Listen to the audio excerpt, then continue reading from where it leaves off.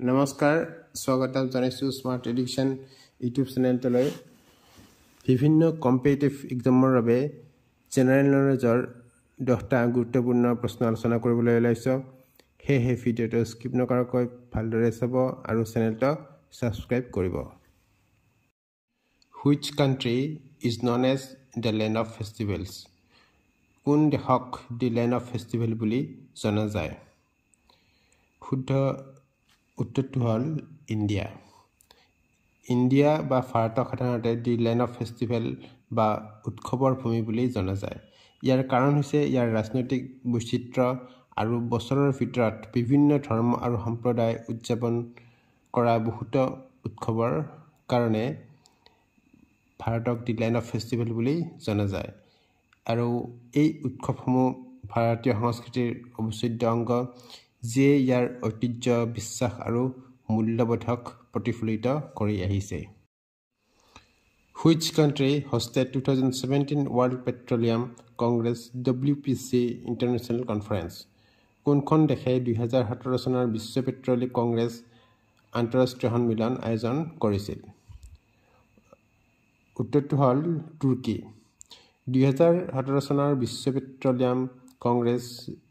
WPC আন্তঃৰাষ্ট্ৰীয় সন্মিলন আয়োজন কৰিছিল তুৰ্কীয়ে ইস্তানবুলত এই অনুষ্ঠানটো অনুষ্ঠিত হৈছিল 2017 চনৰ 10-12 জুলাইৰ ভিতৰত এই সন্মিলন অনুষ্ঠিত হৈছিল Who wrote the book India at Risk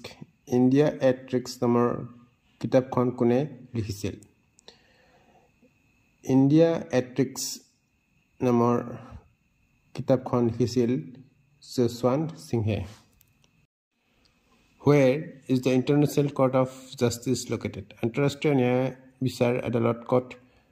অৱস্থিত আন্তঃৰাষ্ট্ৰীয় ন্যায় বিচাৰ আদালত হেগত অৱস্থিত আন্তঃৰাষ্ট্ৰীয় ন্যায় বিচাৰ আদালত বা ইণ্টাৰনেশ্যনেল কোৰ্ট অফ জাষ্টিচ নেদাৰলেণ্ডৰ হেগত অৱস্থিত ই ৰাষ্ট্ৰসংঘৰ প্ৰধান ন্যায়িক অংগ আৰু আন্তঃৰাষ্ট্ৰীয় ন্যায় বিচাৰ আদালত 1945 চনত স্থাপিত হৈছিল আৰু 1946 চনত ইয়াৰ কাম আৰম্ভ হৈছিল Which was the first country to conduct civil service competition অসামৰিক সেৱা প্ৰতিযোগিতা অনুষ্ঠিত কৰা প্ৰথমখন দেশ কোনখন আছিল উত্তৰটো হ'ল চীন আছিল অসামৰিক সেৱা পৰীক্ষা কাৰ্যকৰী কৰা প্ৰথমখন দেশ ইম্পেৰিয়েল পৰীক্ষা নামেৰে জনাজাত এই ব্যৱস্থাটো চুই ৰাজবংশৰ সময়ত প্ৰতিষ্ঠা কৰা হৈছিল আৰু বহু শতিকা ধৰি চীন প্ৰশাসনৰ এক প্ৰভাৱশালী বৈশিষ্ট্য হৈ পৰিছিল এই পৰীক্ষাৰ উদ্দেশ্য আছিল সামাজিক স্থিতি বা পাৰিবাৰিক সম্পৰ্কৰ পৰিৱৰ্তে যোগ্যতাৰ ভিত্তিত চৰকাৰী পদৰ বাবে আটাইতকৈ সক্ষম ব্যক্তিসকলক বাছনি কৰা Which pair of cities in India is known as the twin cities ভাৰতৰ কোনখন চহৰক টুইন চিটিজ বুলি জনা যায় উত্তৰটো হ'ল হায়দৰাবাদ আৰু চিকান্দ্ৰাবাদ চহৰক ভাৰতৰ টুইন চিটিজ বুলি জনা যায় আৰু এই দুখন চহৰ তেলেংগানা ৰাজ্যত অৱস্থিত Which country is the leading producer of tea কোনখন দেশ আগশাৰীৰ চাহৰ উৎপাদক উত্তৰটো হ'ল চাইনা চীন বিশ্বৰ আগশাৰীৰ চাহ উৎপাদনকাৰী দেশ চীনৰ পিছতে ভাৰত হৈছে দ্বিতীয় বৃহত্তম চাহ উৎপাদনকাৰী দেশ Who was the first woman IAS officer of India ভাৰতৰ প্ৰথম মহিলা IAS অফিচাৰ কোন আছিল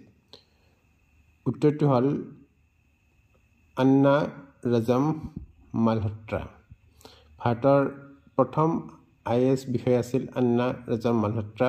1951 চনত ভাৰতীয় প্ৰশাসনিক সেৱাত তেওঁ যোগদান কৰিছিল Where is India's first floating post office established ক'ত ভাৰতৰ প্ৰথম ফ্লোটিং ডাকঘৰ স্থাপন কৰা হৈছে উত্তৰটো হ'ল শ্ৰীনগৰৰ ডাল লেক ভাৰতৰ প্ৰথমটো ফ্লোটিং ডাকঘৰ শ্ৰীনগৰৰ ডাল হ্ৰদত অৱস্থিত এই হ্ৰদটোৰ পশ্চিম প্ৰান্তত বন্ধা এখন হাউচ বোটত এই ডাকঘৰটো অৱস্থিত এই ডাকঘৰটোৱে নিয়মীয়া ডাক সেৱা প্ৰদান কৰে আৰু ই পৰ্যটকৰ আকৰ্ষণৰ কেন্দ্ৰবিন্দু। এই ডাকঘৰটোৱে বিশেষ ডাকটিকট আৰু অন্যান্য ডিজাইন চিঠি পোষ্ট কৰা হয়। Madhubani, a style of folk paintings, is popular in which state of India? Madhubani, a style of folk paintings ভাৰতৰ কোনখন ৰাজ্যত জনপ্ৰিয়? ইয়াৰ উত্তৰটো হ'ল বিহাৰ। ভাৰতৰ বিহাৰ ৰাজ্যত a style of folk painting বা লোকচিত্ৰৰ এক শৈলী মধুবাণীৰ জনপ্ৰিয়। ইয়াৰ উৎপত্তি বিহাৰৰ মিথিলা অঞ্চলৰ পৰা আৰু নেপাললৈকে বিস্তৃত হোৱাৰ বাবে ইয়াক মিথিলা পেইণ্টিং বুলিও জনা যায়।